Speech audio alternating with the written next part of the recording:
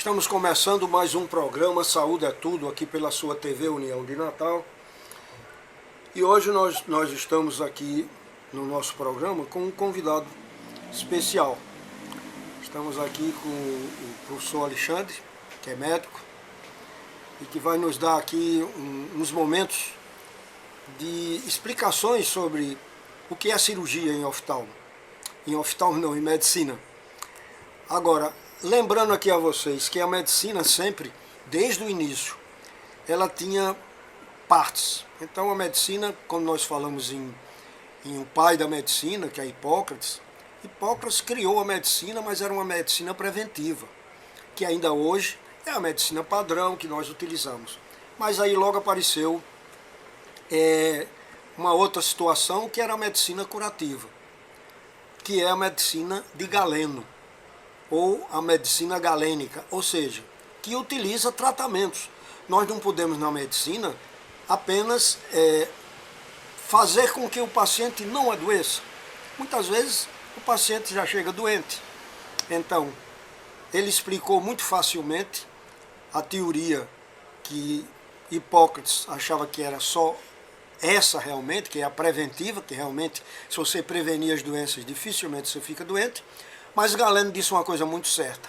Se um dia você levar um corte no braço e começar a sangrar, se você não estancar aquele sangramento, você morre. Então, não há prevenção nesse momento. A prevenção é você não se cortar, mas nem sempre isso é possível. Então, a medicina galênica, ou seja, a medicina curativa, que Galeno iniciou e que André Verzalius continuou estudando nos cadáveres, fazendo as cirurgias dele nos cadáveres, descobriu a famosa anatomia de Humani Corporis Fabrica, que foi o livro inicial da cirurgia. Então a cirurgia começou com o começo do mundo, começou com tudo. E hoje nós estamos com o doutor Alexandre aqui, que é cirurgião. Por isso então que eu estou começando, mostrando assim a importância que nós temos sobre cirurgia, já que ele, entre outras coisas, escolheu esse caminho dentro da medicina. Mas a minha pergunta, Alexandre, inicial, é o seguinte: por que você pensou em fazer medicina? Professor, foi muito interessante essa escolha. Na realidade, eu queria ser veterinário, eu fui criado em fazenda e eu tinha a intenção de ser médico veterinário. E aí, na época, no vestibular que eu fiz, em 1993, não existia a medicina veterinária no Rio Grande do Norte. E aí meu pai disse: meu filho, você não quer ser médico veterinário? Eu disse: quero. Ele disse: por que você não faz medicina de gente, já que você gosta de ajudar as pessoas? E aqui em Natal tem medicina de gente. Aí eu pensei, achei interessante. Aí ele disse: olha, quem é médico de gente pode cuidar de bicho, mas quem é médico de bicho não pode cuidar de gente. Então, o que é que você acha de cuidar de gente, morar em casa aqui, não precisar ir embora para Paraíba, para o Pernambuco, com 16 anos? Aí eu disse: é interessante, aí vou fazer isso. Aí pronto, e aí eu me decidi fazer o vestibular de medicina, me esforcei, deu certo, passei no primeiro vestibular e aí começou tudo. Eu fiquei muito encantado com anatomia, dissecando os cadáveres. Eu dissequei a equipe que eu fiz parte, dissecou, nós éramos 10, dissecando um cadáver, um cadáver mulher, e foi muito legal. E minha mãe dizia: meu filho, quando você chega dessa dissecção do cadáver, você vem com uma fome tão grande. E aí eu gostava de dissecar os músculos, os nervos, dissecar os vasos, dissecar as vísceras. E começou aí a minha paixão pela anatomia, quando fui para o hospital no quinto período, naquela época, grade curricular no quinto período, e aí eu comecei a ter aula de cirurgia, na cirurgia 1, né, com o doutor Aldo Medeiros, doutor Dios Pinto, E ali aquelas aulas de cirurgia, eu fiquei encantado. Eu senti que ali que minha vocação era para por cirurgia.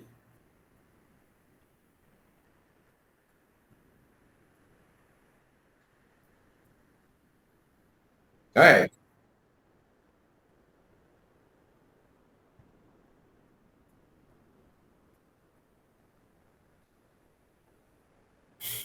eu fiz, quando eu estava no quinto período, aí eu comecei a ir para o Valfredo Gugel, pedi a doutora Edilson Pinto, ele dava plantão lá, aí ele permitiu que a gente fosse acompanhar ele no Valfredo Gugel, na sexta-feira à tarde, sábado à noite, segunda à noite.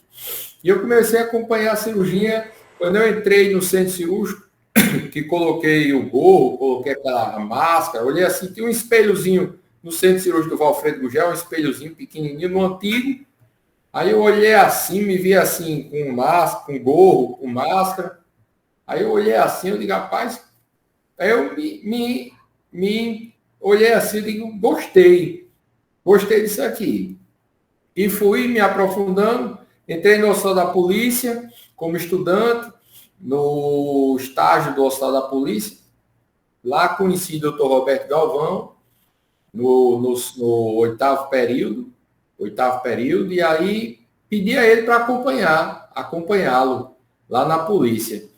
E lá na polícia ele me permitiu realizar 123 cirurgias antes de me formar. Aí eu operava com ele, ele me ensinava, e eu via os pacientes, dava alta, medicava, e ali eu já me sentia um estudante cirurgião. E aí, quando eu terminei a faculdade, eu já sabia fazer, já tinha aprendido a fazer vesícula, tinha operado 80 cirurgias de vesícula, tinha operado apendicite, tinha operado bastante hérnia inguinal, tinha operado uma gastrectomia parcial, mas assim, teleguiado, né? Eu era um pré-R1, né? E aí eu prestei prova e fui fazer residência em São Paulo.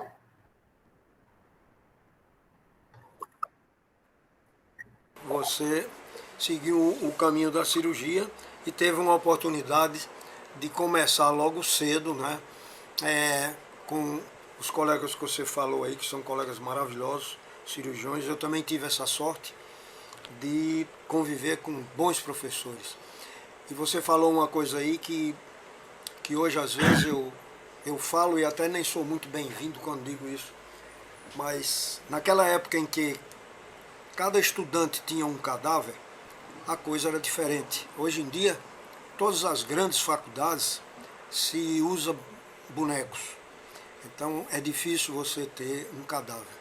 Eu também recebi um cadáver de uma moça, trabalhei 2 anos com ela e hoje em dia eu tenho aqui o ossário dela guardado aqui com muito respeito, que foi ela quem me deu as instruções do que realmente existe num corpo humano de verdade, não num boneco de plástico. Então as coisas mudaram um pouco, talvez até para melhor, mas um boneco nunca é parecido com um corpo humano real. Então quando você falou isso, me lembro que você ainda é desta época também, apesar de ser muito jovem, mas teve a felicidade de ter uma formação médica boa, né? E eu pergunto a você, daí por diante você se encantou, porque cirurgia é um campo muito amplo. Por exemplo, eu faço cirurgia, mas só oftálmica. E algumas, não faço todas. Mas a cirurgia sua, que é geral, o que lhe encanta mais dentro da cirurgia? Professor, eu fui direcionado, eu acredito que Deus me direcionou para o abdômen, né? E hoje eu opero 85% abdômen, 90%, porque a gente opera um cisto sebáceo, um lipoma, mas isso aí é pouca coisa. Eu opero mesmo é abdômen.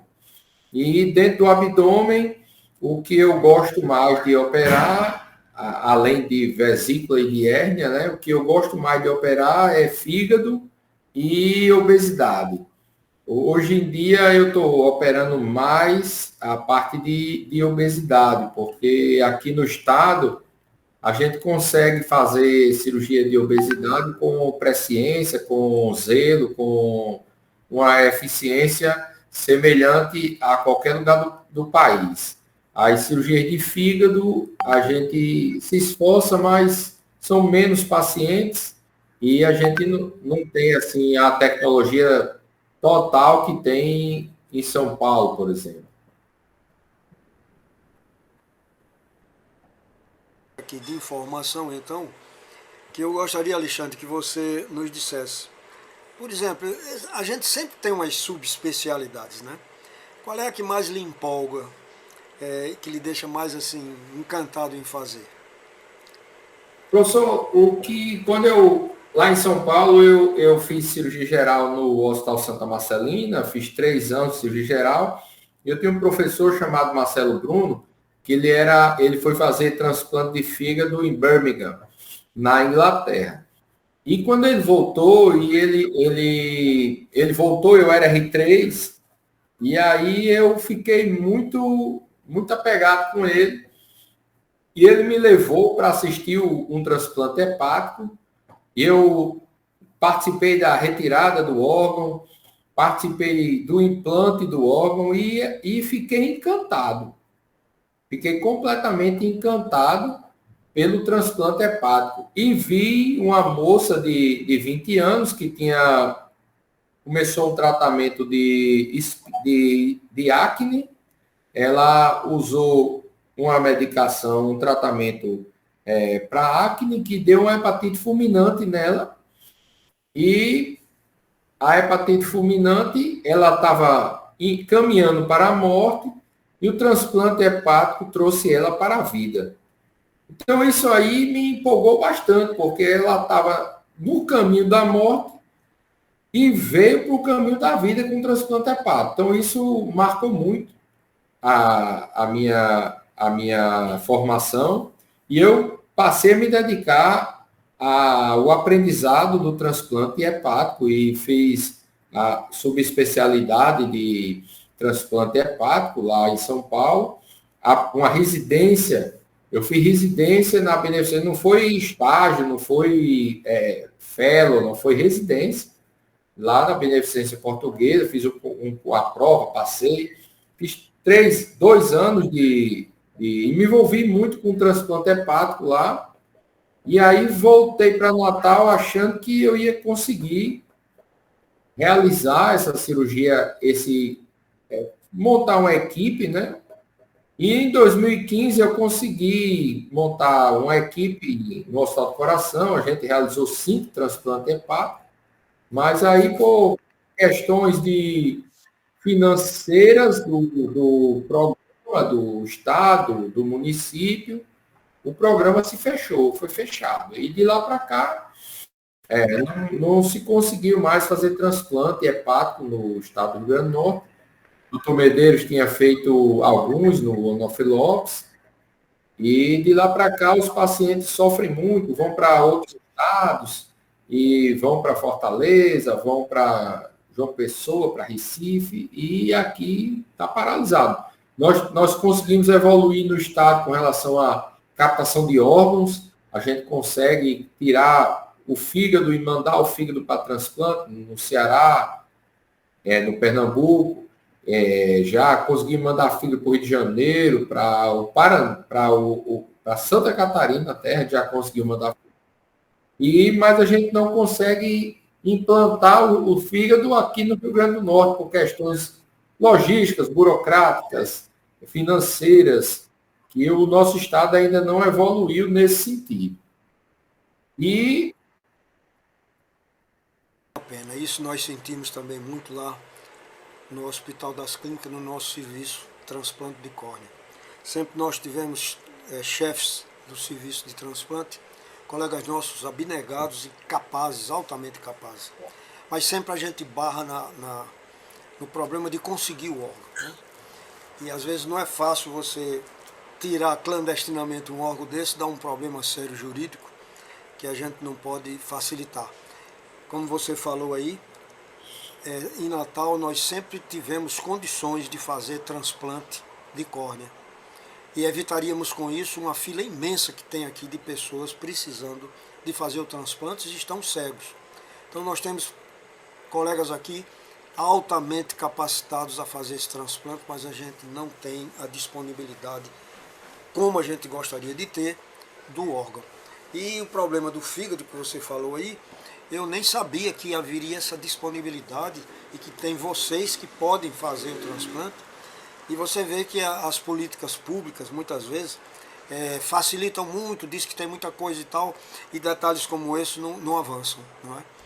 E fica sendo desperdiçado qualificações médicas e pacientes que às vezes chegam até a falecer por não conseguirem chegar até isso.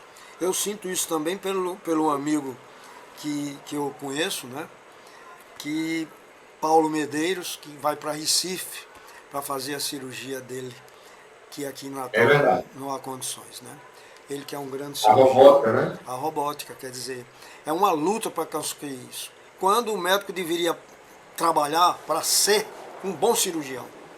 O resto, o próprio Estado, deveria se orgulhar de ter condições de poder fazer isso. Porque difícil é formar um profissional. Não é fácil formar um profissional para fazer esse tipo de cirurgia. Portanto, a gente às vezes conversa aqui, não temos nenhuma pretensão política, nenhuma, mas a gente diz assim, difícil é formar um bom profissional. Difícil é ter um professor qualificado que às vezes deixa a sua casa, a sua família, vai para outro estado, se qualifica e quando chega aqui não tem condições às vezes de fazer, não é? O trabalho que ele é capacitado, né?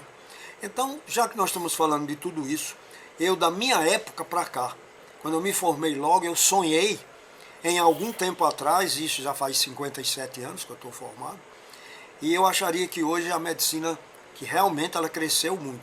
Mas na sua opinião, como é a formação médica atual, no seu entender? Professor, desde quando eu sou residente, fui residente lá em São Paulo, eu via doutorandos, que lá eles chamam de internos, né? Eu não via os internos de lá abnegados como nós éramos aqui. Eu não via uma dedicação plena, uma dedicação ampla, porque a formação médica, os 6 anos, eles voam. E a gente, se fosse 10 anos, tem estudo para 10 anos, tem estudo para 20, tem estudo para a vida toda, né? Mas eu vejo, professor, até aqui eu vejo que o estudante hoje mudou. A gente sempre usou roupa branca, sempre usou camisa de botão, ensacado, sapato branco, cinto branco. Eu estou aqui todo de branco, né? Porque eu ando assim, aprendi assim. Aprendi na polícia, aprendi no North Locks. E hoje eu vejo o estudante de medicina e vários residentes usando pijama e usando, em vez de sapato e cinto branco, de couro, usando sandália croque. Então eu digo, meu Deus, a gente está perdendo o valor, perdendo a identidade e perdendo o valor. Como é que eu digo a eles, como é que você veja os promotores, os juízes e os defensores públicos usando terno e gravata, sapato social e cinto preto ou marrom social, eles cobram, eles têm direito a um adicional de toga. E nós, né? Usando pijama e usando croque, a gente vai ter direito adicional de croque e adicional de toga, adicional de pijama. Então, eu vejo que a gente está perdendo valor. Essa é uma opinião minha que às vezes é muito contestada, viu? Porque eu ainda estou ensinando na faculdade. E eu estranho muito numa turma de tantos alunos, não tem uma pessoa de branco, de bata. É camiseta, tem uns que vão até de bermuda, que eu acho isso. Mas, se você for reclamar, você leva desvantagem. Vão logo dizendo que você é um cara, sei lá, antigo, que agora a coisa é diferente. Medicina sempre será medicina. E ela só é valorizada quando o próprio médico valoriza a sua profissão. Se ele não se der a respeito, se ele não souber medicina, ele não é coisa nenhuma. Medicina não é só o nome, medicina é tudo. Embora que você, quando se apresenta como médico, você já consegue com o paciente uma coisa a mais. Ele já começa a curar-se na hora que está de frente de um médico. E hoje em dia, nós vemos que tem muitos colegas, principalmente o pessoal mais jovem, com raras exceções, né? Que tem muito médico bom, que já nasce bom, entra na faculdade, é estudante de medicina, ele já é médico. Ele nasceu para aquilo. Mas a formação médica é importante, como você falou aí. Vai desde a vestimenta, desde a conduta dele. Todo mundo no meio da rua conhece um advogado realmente, ele está de paletó e gravata. Está bem vestido, se apresenta bem. O médico, a apresentação dele é uma bata. Ele está de branco, ele não tem vergonha disso, né? Então, normalmente houve essa modificação que eu noto, sinto falta, acho estranho, mas a maioria não valoriza isso não. Pois é, professor, eu lá no meu ambulatório, no Onofre Lopes, é um ambulatório de cirurgia do aparelho digestivo, eu só permito o estudante entrar, o residente entrar, ou de jaleco ou de branco. Eu, infelizmente, tenho que tolerar o pijama. Eu tenho que tolerar, mas eu não sou a favor. Eu sou a favor, a gente é a favor do que faz. Então, eu sou o primeiro exemplo, eu me dou, né? Que eu uso branco, camisa de botão, cinto branco, sapato social. Lá no Onofre Lopes. E eu vejo, professor, muitas pessoas elogiarem, muitas pessoas dizer, tá, agora, pronto, fazia tempo que eu não via um médico de branco, né? Eu escuto muito, eu nunca escutei crítica, professor. Nunca escutei crítica. Eu só escuto referências. Eu não vejo, ninguém olha para mim e diz, como é que você está usando branco? Que absurdo. Não, as pessoas referenciam e dizem assim, olhe, que bom ver realmente um médico de branco, um médico vestido de médico. Eu escutei isso e escuto isso várias vezes. Um médico vestido de médico. Então, eu acredito, professor, que a gente só pode se valorizar como classe com identidade. Nós precisamos de identidade. Como é que a gente vai... A gente está perdendo a identidade. Eu tenho tudo a favor da enfermagem, tudo a favor da fisioterapia, tudo a favor de todas as especialidades. Mas, se a gente se veste de pijama, né, de sandália Crocs, o enfermeiro de pijama, de sandália Crocs, o nutricionista de pijama, de sandália Crocs, quem ali é médico, quem ali é enfermeiro, quem ali é nutricionista? A gente perde a identidade.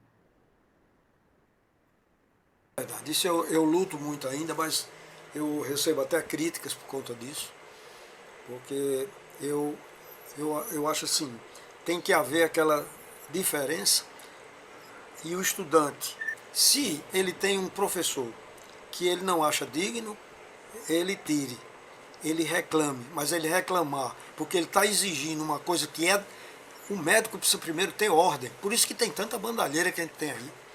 O cara não sabe honrar o trabalho dele, né? Então é uma coisa assim que eu acho interessante você ter falado isso, porque o pessoal já da sua faixa, você é muito jovem ainda, começaram a diminuir um pouco isso que eu sinto. Às vezes eu até nem falo muito, porque inclusive já fui chamado a atenção na faculdade, porque eu exigi algumas coisas que eu acho, porque eu sou de uma época que quando o professor entrava na classe, todos se levantavam. Então, hoje em dia, estão conversando, continuam conversando, falando alto, celular na mão. Pode ser que isso seja uma metodologia nova, o professor está dando aula e o aluno está acompanhando no celular. Isso não funciona hoje e nem nunca. Mas eu não... A prefeitura, o Brasil já avançou disso aí, né? Já proibiu o celular em todos todas as classes, é proibido no Brasil. Mas só no curso primário, no máximo ginasial. Depois, na faculdade, acha que é um método de evolução e não é. Porque as coisas hoje são feitas sem se perguntar aos mais antigos.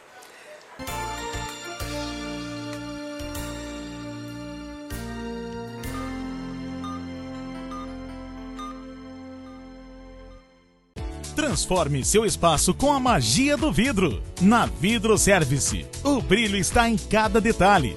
Descubra uma vasta gama de soluções em vidro, de janelas elegantes a espelhos que ampliam. Cada peça, uma obra de arte, feita sob medida para você. Nossa equipe especializada está pronta para atender seus sonhos mais transparentes. Visite a Vidro Service e deixe a luz entrar na sua vida. A beleza e a qualidade que você merece estão aqui.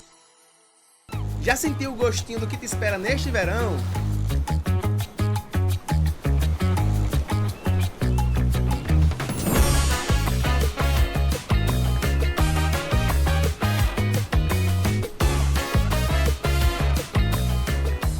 O verão é feito de momentos deliciosos e com o palito premiado, esse gostinho fica ainda mais especial. O gostinho do verão é Esterbom. Qualidade que surpreende. Ninguém sorri com dente e faltando um dente. Aqui na Clínica Dentária do Alecrim, restauramos o seu sorriso. Aumente a sua autoestima e a qualidade da sua mastigação com implantes dentários, próteses, aparelhos, facetas. É hora de investir na curva mais bonita do seu corpo, o seu sorriso. Clínica Dentária do Alecrim, o melhor preço é aqui.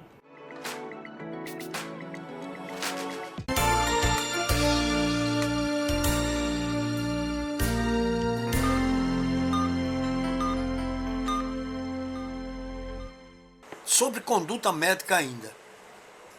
Um dos motivos que eu lhe convidei aqui é porque hoje não é muito comum a gente atender no consultório e chegar pacientes satisfeitos porque foram atendidos por fulano ou cicrano. E uma coisa que me chamou a atenção é, eu tenho uma paciente que eu acompanho ela há muitos anos, há mais de 40 anos. E ela vinha sendo acompanhada e com problemas outros que não eram oftalmológicos. Já tinha sido operada de catarata por mim, de glaucoma. Estava numa fase boa, mas sempre muito doente. E então ela chegou muito radiante lá no meu consultório, muito feliz, quando foi atendida por sua pessoa, sabe? Só tive elogios e eu me senti muito feliz, sabe? Em saber que ainda existe isso. E ela está curada de um problema crônico que ela tinha há muito tempo, numa cirurgia primeiro que era muito complicada, que era a cirurgia da vesícula, era uma cirurgia pesada, mas com a evolução, hoje em dia ela é feita de uma maneira como ela mostrou lá, nem cicatriz ficou, e eu acho assim, o pessoal aproveita muito críticas, e eu acho que a gente também tem que fazer elogios quando tem. E aqui eu aproveito o programa, que nós temos esse programa há muitos anos, há uns 30 anos que eu tenho esse programa. E aqui eu só trago figuras que têm destaque na medicina, que complementam e fazem esse programa estar no ar há tanto tempo. Então você é convidado porque acho que você, além de ter essa condição, tem outra também, que você deve saber. Sua atendente não nega um telefone a ninguém. Isso deve ser orientação sua. Porque tem muitas atendentes que a gente liga, ela não dá a menor satisfação. Você atende o celular, que poucos médicos também, às vezes, para não ser incomodado, etc., ele deve ter as razões dele, mas é muito bom para o paciente quando ele está preocupado ou aperreado e consegue falar com o seu médico. Então, você está fazendo tudo isso, eu quero lhe dar os parabéns, porque não é muito comum isso, ok? Aí eu lhe pergunto, então, tudo isso que você faz, você deve gostar muito do que está fazendo, quer dizer, de medicina, apesar de ter... Quanto tempo já de formado? Eu me formei em 2000, setembro de 2000, então vou fazer 25 anos esse ano, em setembro. 1º de setembro, ele faz 25 anos. Pois é, já tem um bom tempo, e eu gostaria de saber, assim, eu digo muito aos meus alunos que eles estão fazendo medicina por causa de alguma coisa. Não é porque o pai dele é médico, não é porque medicina é bonito, tem muita gente que faz medicina porque é uma profissão bonita, é uma profissão. Mas eu digo para eles que cada um deles tem uma missão. E muitas vezes ele já entra com aquela coisa, eu vou fazer isso pelo meu ser humano. Mas uns descobrem isso trabalhando.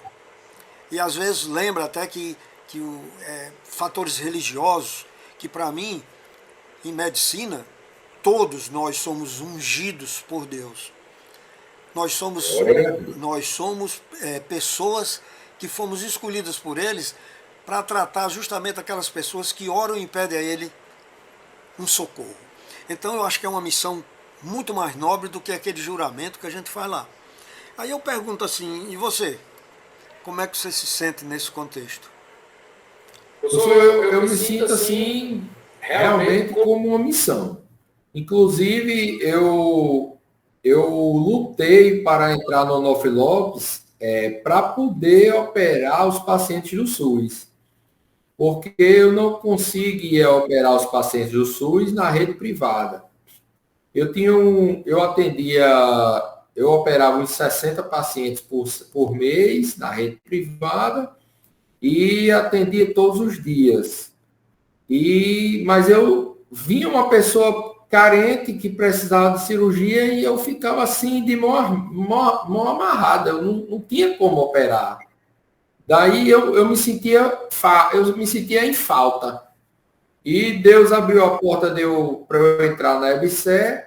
Eu consegui, hoje eu consigo toda sexta-feira operar 3 pacientes, 2, atendo uns 20 pacientes toda quarta. Tem mutirão lá no Onofre Lopes, teve um mutirão no sábado que eu participei, a gente operou 9 pacientes num sábado de vesícula, de hérnia. Então, assim, quando opero uma pessoa e ajudo aquela pessoa, eu me sinto feliz. Eu não me importo assim, valor, eu entendo que a remuneração do médico não é, para mim não é o primeiro plano. Para mim o primeiro plano é cuidar da pessoa. A pessoa que está sofrendo, então eu procuro cuidar dela. Dentro do meu entendimento, eu procuro cuidar dela. E quando ela fica boa, quando ela está feliz, ela se sente bem, pronto, não tem preço. Isso aí não tem preço. Né? Isso é interessante. E sempre esse nosso programa eu peço para os meus alunos assistirem, porque são aulas que não tem no curso regular de medicina. Verdade. Na minha época tinha aula de deontologia médica, que mostrava assim a importância do médico na sociedade, a importância da palavra do médico. Hoje em dia, muitas vezes o cara, na imponência do saber, ele diz palavras que às vezes ferem muito o paciente. Então a gente tem que ter muito cuidado quando a gente diz ao paciente, você vai tomar esse remédio até morrer. Porque às vezes seria melhor dizer, você vai tomar esse remédio para melhorar e ficar cada vez mais saudável. É a mesma coisa, mas dita de uma maneira muito diferente. Porque a palavra do médico tem uma profundidade muito grande, então ele tem que ter cuidado quando falar. Até quando diz que o doente vai ficar bom, ou dizer simplesmente, você tem 3 meses de vida. Ele está sabendo muita coisa, mas o paciente vai enfrentar amargamente aquele diagnóstico, né? Então, ser médico, rapaz, é uma arte. Medicina não tem cara que sabe muita medicina, mas não desempenha bem a função, porque medicina é uma arte. E à medida que o cara vai passando o tempo, ele vai sendo ungido, ele vai melhorando, ele vai, sei lá, as coisas vão vindo naturalmente para ele, que os próprios pacientes trazem. Essas coisas que eu falei aqui a você, de um paciente chegar elogiando a um colega meu médico, isso para mim eu também quero que faça isso comigo. Então eu tenho que fazer alguma coisa nesse sentido. Isso é aprendizado. Então, muitas vezes o pessoal reclama porque esse programa aqui, Saúde é Tudo, que tem esse tempo todo, não é todos os programas que eu faço de oftalmo. Oftalmo eu faço quando eu não consigo o colega, por qualquer motivo, naquele dia fazer o programa. Então eu preencho com um de oftalmo. E assim também, para não haver assim uma promoção de eu fazer falar sobre a minha especialidade, para com isso conseguir mais pacientes. Então a finalidade aqui é essa, como eu disse a você. Meus alunos assistem e eles aprendem muita coisa que são aulas que não são dadas na faculdade. E que eu acho que era necessário eles terem conhecimento. Não ficar somente com aquele conhecimento estável do currículo médico, né? A gente tem que se lembrar que a gente lida com pessoas, né? São seres humanos, limitados como nós somos também, né? Então é mais ou menos isso. Eu queria lhe devolver a palavra, porque o entrevistado é você, eu estou falando demais. Eu estou querendo saber mais coisas de você, que você possa nos mostrar aqui. Então, professor, eu me sinto muito lisonjeado de ter sido convidado pelo senhor. Para mim é uma honra. Sou aluno do senhor, né? Operei o seu irmão, né? Fiquei muito feliz mesmo. Eu operei de hérnia inguinal e, assim, eu me sinto completo quando eu estou trabalhando, quando eu estou exercendo a medicina. Às vezes, quando eu faço uma viagem, são poucas vezes, mas quando eu faço uma viagem que eu passo 5 dias sem exercer a medicina, eu sinto falta. Eu sinto falta de exercer a medicina, de cuidar das pessoas, de atender, de poder ofertar tratamento, para as pessoas dentro da minha área, né? A pessoa sofrendo de cálculo de vesícula, de cólicas, com mal-estar, não pode comer várias coisas. Aí quando a gente opera, ela se sente bem, não tem mais dores, come bem, se sente bem, aliviada. Então, são essas coisas que deixam a gente feliz. A gente, lá, meus meninos, minhas cunhadas, vibram muito porque eu recebo presente direto, recebo chocolate direto, queijo. Muitos pacientes do interior trazem queijo, outros da maioria da capital trazem chocolate, e elas ficam impressionadas como eu recebo bastante presente. E eu só não recebo muito bebida alcoólica, que às vezes eles dizem assim, o senhor toma uísque? Aí eu disse, não, eu tomo suco de uva concentrado. Suco de uva concentrado eu tomo. Aí quando eu recebo um suco de uva concentrado, mas, assim, a medicina é uma arte, né? Como o senhor falou, é um aprendizado para a gente diário. E uma paciente que me marcou, uma paciente que eu operei, ela tomava 181 unidades de insulina por dia, tomava 16 comprimidos para diabetes e para pressão alta, se furava para medir a glicose antes de se alimentar, depois de se alimentar. Eu fiz uma cirurgia bariátrica nela. Depois de 1 ano, ela zerou a necessidade de receber insulina e reduziu as medicações, e hoje ela só toma vitamina. Então, ela disse, doutor Alexandre, eu me sinto muito feliz, porque eu me furava várias vezes por dia, eu tomava muitas unidades de insulina, e todos os tratamentos, todos os remédios, tudo que eu tomava, a luta para estabilizar a glicemia, mas não conseguia. Aí o senhor faz uma cirurgia em mim e tudo isso se resolve. E hoje ela não conseguia, entrava com dificuldade no carro do filho dela para ir para a casa dos filhos, e hoje ela anda normal, não sente dores de joelho. Então é a sensação que eu tenho que eu tive quando eu morava em São Paulo com transplante hepático, hoje eu tenho com a cirurgia bariátrica. Trazer os pacientes de uma qualidade de vida ruim para uma qualidade de vida boa, aceitável, melhor, reduzindo a possibilidade dele ter um infarto, dele ter um AVC, dele ter uma cegueira por a lesão de retina. não é? Então, são coisas que hoje a gente consegue realizar aqui no nosso estado, nos nossos hospitais, inclusive no Onofre Lopes, e que a gente consegue ajudar essas pessoas. E muitos, eu tinha um paciente que ele é da polícia civil, e ele surfava, ele disse, doutor, eu vou ter que ser operado de joelho, botar próximo do joelho.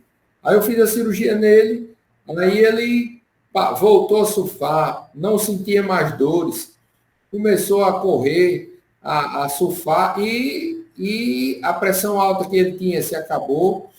E aí, assim, são coisas que a gente trabalha para ajudar as pessoas e a gente fica muito feliz com isso.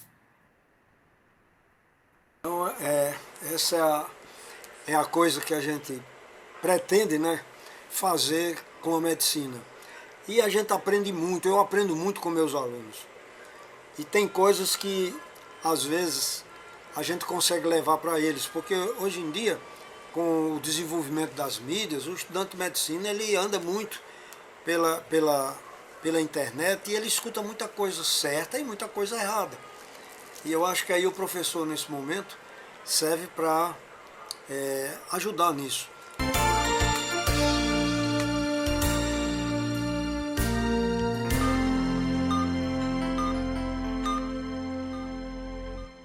Já sentiu o gostinho do que te espera neste verão?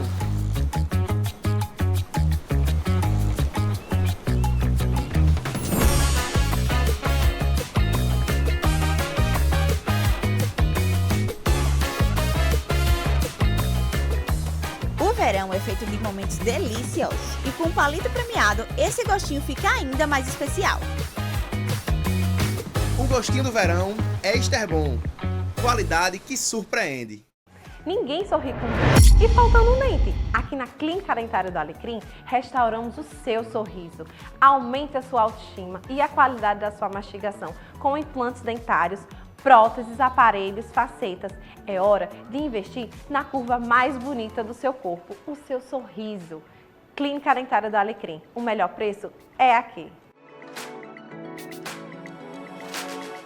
Transforme seu espaço com a magia do vidro. Na Vidro Service, o brilho está em cada detalhe.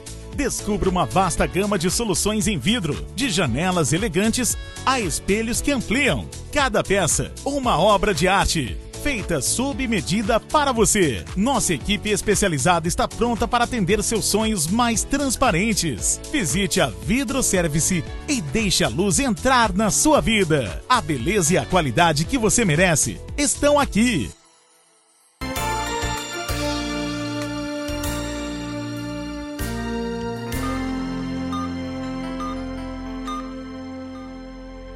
Na aula de hoje, eu vou mostrar para vocês a história da cirurgia. Sabe-se que a cirurgia é praticada desde a pré-história, através de procedimentos chamados de trepanação, que consiste na abertura de um ou mais buracos no crânio através de uma broca neurocirúrgica. O crânio na imagem é um exemplo de muitos outros que foram encontrados em várias partes do mundo que apresenta evidências de trepanação, procedimento que tinha por objetivo expulsar os maus espíritos causadores do problema. Sushruta foi um cirurgião e professor que floresceu na cidade indiana de Benares no século VI a.C. O tratado médico Sushruta Samhita, compilado em sânscrito védico, é atribuído a ele. Sushruta é considerado o pai da cirurgia. Nesta imagem, podemos observar a primeira sala de cirurgia que se localizava dentro da igreja de St. Thomas, em Londres. Ela existiu antes da criação da anestesia e da antisepsia, e as cirurgias eram praticadas de forma aberta ao público, onde até 200 pessoas poderiam acompanhar. Naquela época, não existia anestesia. Os pacientes sentiam uma dor inimaginável e eram operados em uma pequena maca de madeira. Os pacientes mais ricos tomavam álcool para diminuir a dor. Os demais recebiam um bastão revestido de couro para morder durante a cirurgia. Por volta do século XV, a cirurgia ainda era um objeto de estudo separado da medicina. ela tinha menos status que a medicina pura. Isto continuou até que Rogério Salernitanos compôs seu livro denominado como Cirurgia, que se tornou uma espécie de manual para a cirurgia ocidental, tendo influenciado até os tempos modernos. Nesta imagem, podemos observar como era o manual de cirurgia de Rogério Salernitanos. Entre os primeiros cirurgiões modernos estão médicos militares das guerras napoleônicas que primeiramente trabalharam com amputação. Cirurgiões navais eram frequentemente cirurgiões barbeiros, que combinavam a cirurgia com seu trabalho principal de barbeiro. A cirurgia teve seus primeiros desenvolvimentos científicos no século XVI, com Ambroise Paré, considerado o pai da cirurgia moderna, que além de esclarecer inúmeras questões de anatomia, fisiologia e terapêutica, substituiu a cauterização com ferro em brasa pela ligadura das artérias depois de uma amputação de membro. O século XIX foi marcado pela descoberta da anestesia e criação da antisepsia. As substâncias anestésicas só foram entrar em evidência no século XIX, para o alívio de quem até então tinha que entrar na faca sem tomar nada. No desenho podemos ver o dentista norte-americano William Morton durante a primeira demonstração pública de um procedimento cirúrgico indolor sob a ação do éter como anestésico. Com o avanço da medicina e dos equipamentos cirúrgicos, os médicos começaram a experimentar procedimentos até então inimagináveis envolvendo órgãos vitais. Na foto, podemos ver o pioneiro Denton Coley observando sua equipe preparar a sala para a primeira cirurgia de implante de coração artificial em 1960. A medicina vem avançando no sentido de tornar as cirurgias cada vez menos invasivas e traumáticas.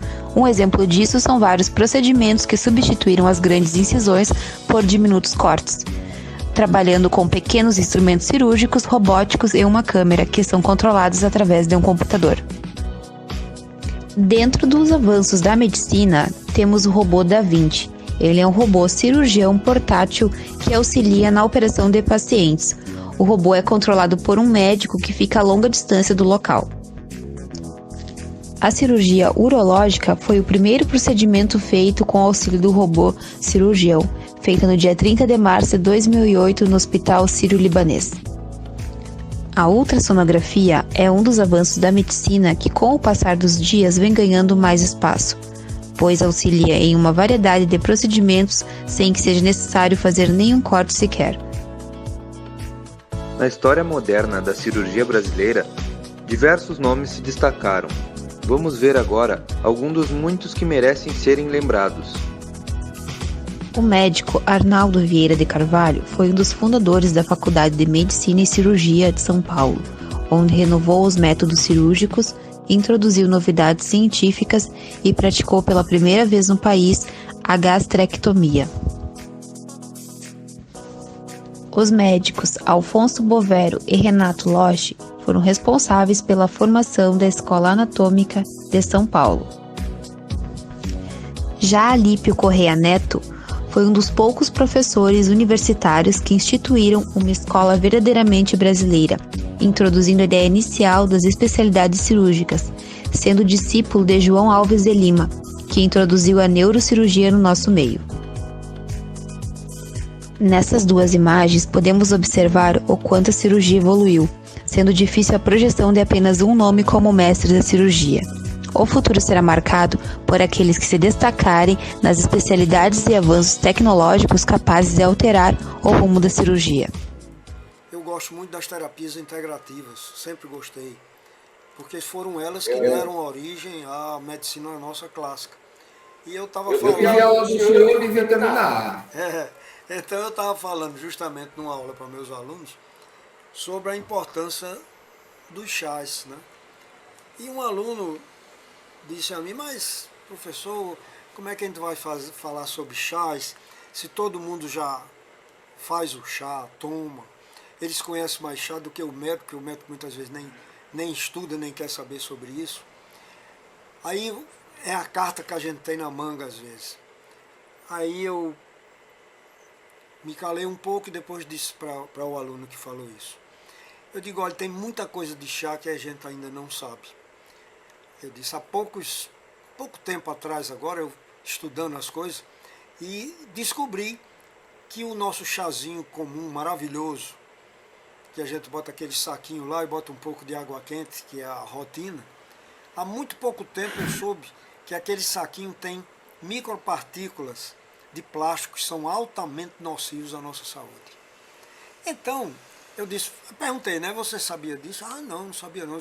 Por isso que nós estamos aqui conversando. Porque tem coisas que a gente pensa que sabe, mas vai mudando. Aí então ela perguntou, então quer dizer que a gente então não pode mais tomar os chás, né? Eu digo, não. O chá continua sendo bom. O invólucro dele é que está ruim. Aí o que nós fazemos com isso? Cortamos o saquinho, depositamos o chá dentro da xícara e colocamos água quente e o chá está maravilhoso.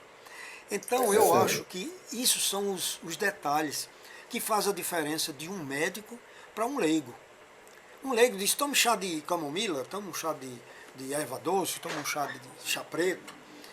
Mas o médico ele sabe alguns detalhes, que o chá preto que é maravilhoso, o chá mate, muito bom, mas que não deve se tomar ele antes da dormida, porque ele atrapalha, ele é estimulante. Se o paciente for portador de alguma arritmia, ele pode apresentar extrasístole. Então, isso é medicina. O chá em si é uma coisa normal, conhecida por todos. Então, é isso, sabe, que eu estava falando aqui, Alexandre Borges, que a gente, como médico, a gente tem uma obrigação de continuar transmitindo aquilo que a gente sabe. Por isso que eu ainda estou tentando, né? Estou nesse programa aqui, para aquelas pessoas que não se consultam comigo, mas assistem o programa, então eles têm noção de muita coisa de medicina, que às vezes até na faculdade o aluno atualmente não tem. Ao estudante de medicina aparecem muitas histórias como essa sua hoje, que pode mudar a cabeça do cara. Então eu ainda estou na ativa justamente para poder ter alguém que eu possa dizer alguma coisa que eu aprendi. Porque na realidade quando a gente está diante do paciente, a gente está raciocinando para escutar a história e ter um diagnóstico, porque sem diagnóstico não se consegue curar o paciente, né? Então é mais ou menos isso, a finalidade aqui do nosso programa, e que eu queria que você dissesse mais alguma coisa sobre a sua especialidade, né, cirurgia, é muito importante, e que tem pessoas que às vezes por problemas pessoais não têm até vontade, mas não conseguem fazer cirurgia. Palavra contigo. É verdade, professor. Hoje, eu, por exemplo, eu atendia lá no Onofre Lopes, há pouco tempo atrás, eu sempre atendia 5 pacientes a mais do que estava marcado. A pessoa me pedia para atender, eu atendia 5, 6, 7 a mais lá no Onofre Lopes, porque a necessidade do Estado é muito grande. O Estado, nós vivemos num Estado pobre, e um Estado que o nível educacional da população é baixo, e a gente procura fazer o melhor. Então, eu atendo lá toda quarta de manhã, e eu atendia 5, 6 pacientes a mais do que estava marcado pelo CISREG. E aí, o meu chefe chegou para mim e disse, Alexandre, você está cometendo um crime. Você, atendendo essas pessoas aí, você está cometendo um crime. Aí, professor, eu fiquei impactado com aquela informação. Eu disse, mas eu atendo todo mundo, fico aqui e posso atender mais. Eu acho que eu estou ajudando as pessoas. Mas não, você pode achar que está ajudando, mas você está cometendo um crime, porque só pode atender quem está no sistema, senão você está furando a fila de consulta. E aquilo foi impactante negativamente para mim. Eu hoje sou proibido de atender a mais, só posso atender a mais se for câncer. Se não for câncer, eu não posso atender a mais. E eu acho isso impressionante.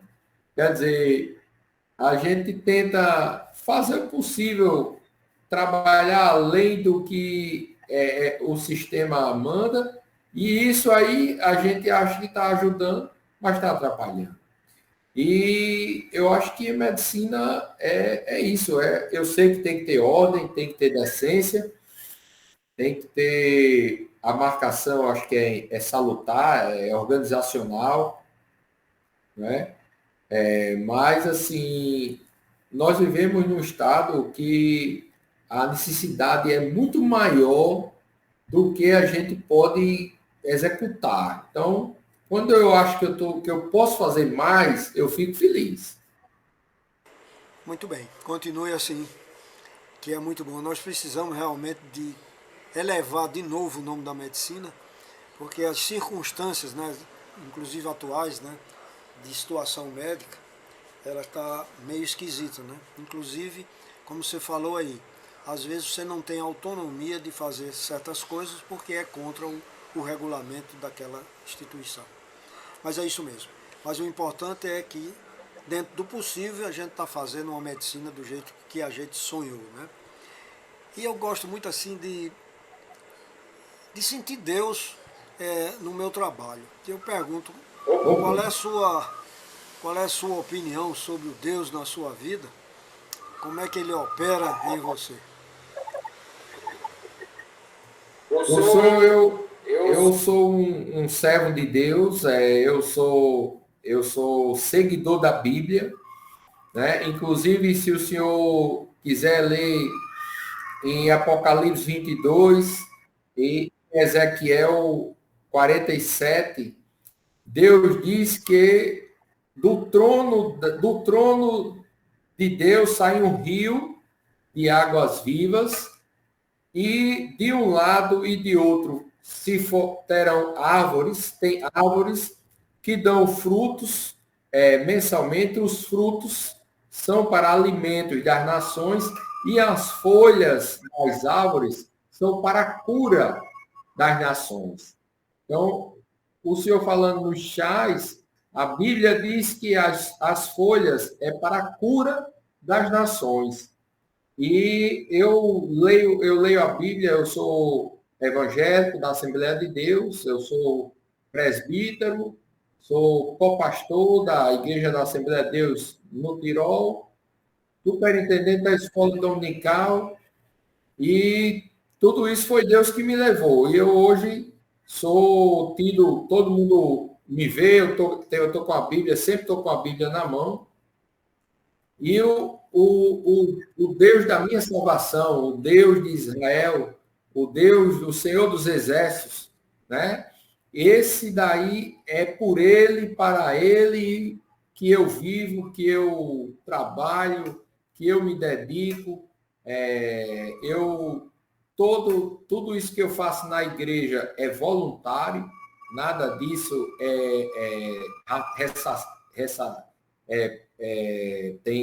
tem valores financeiros, né? Só um voluntário, ao contrário. A gente faz tudo isso e ainda dizima, né? E dá o dízimo na casa do Senhor, e com alegria eu me sinto sempre devedor de Deus, porque ele faz tudo para mim, e eu me sinto tão pequeno, tento ajudar da maneira que eu posso. Muitas vezes peço muito perdão a Deus, que às vezes eu me sinto que eu posso fazer mais, né? Eu dou aula quase toda semana, eu dou uma aula na igreja, eu faço uma pregação, eu dou uma doutrina quando o pastor me orienta, quando o pastor me solicita. O pastor da minha igreja é Adelmares, ele quem me solicita, ele diz, dê aula, domingo você dá aula, eu dou. Aí, quinta-feira você dá a doutrina, eu me preparo. Então, assim, só me sinto completo pela presença, pelo agir de Deus. E muitas vezes, professor, eu me vi em situações de que eu não podia mais fazer nada, de sangramento, de paciente ruim, evolução ruim, e eu orei muito, orei, clamei a Deus, e a história foi mudada por Deus. Deus mudou a história. Eu tenho muitos testemunhos de pacientes meus que, pela ação sobrenatural de Deus, o caminho da morte estava sendo trilhado, e Deus botou um freio ali e trouxe o paciente da morte para a vida. Eu tenho vários testemunhos de acontecimentos desta natureza. Ok, viu? Nós estamos aqui com o nosso colega, né? Médico, cirurgião, que hoje eu trouxe aqui para o programa, o doutor Alexandre Borges, que trouxe esses conhecimentos todos, essa coisa que serve para todos nós, profissionais, não profissionais, pacientes, simples telespectadores que gostam do nosso programa. E a gente aqui sempre traz uma mensagem, eu acho que hoje nós trouxemos essa também, do doutor Alexandre.